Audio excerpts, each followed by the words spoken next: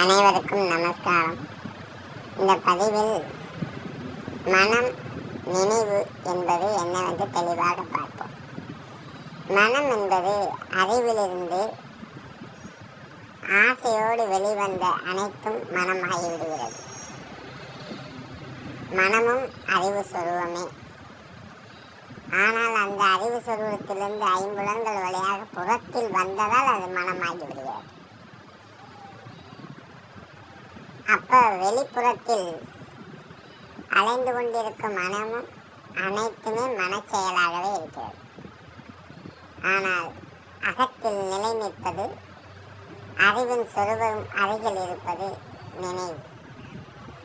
அந்த நினைவில் தேவ வாக்கியங்கள் முறையாக ஓதும் பொழுதும், தெய்வ சத்குரு பிரானை நினைக்கும் பொழுதும் நாம் அந்த நினைவில் நிலை நிற்கின்றோம். நினைவில் நிலை நின்றால், நினைவு தப்பாமல் இருந்தால் அறிவு சொருபராக உள் நினைவில் நாம் ஆட்கொள்ளப்படுவோம்.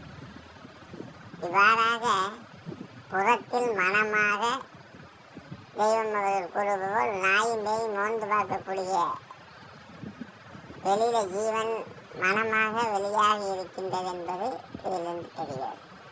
அதை விடுத்து நினைவாகிய அந்த நிலைப்பட்ட மூலத்தில் நிலை நின்றோருக்கு நினைவு சொருவமானது மறதியற்ற நினைவாக மாறுகிறது.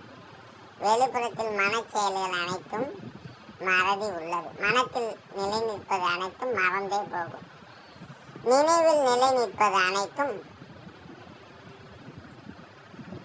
மறையா சொருவமாக நின்று மாறாதிருந்து அந்த மூலமாம் பதியில் நிலை நின்று அனைவரும் இந்த மெய்நிலை அடைவோம். நமஸ்காரம்.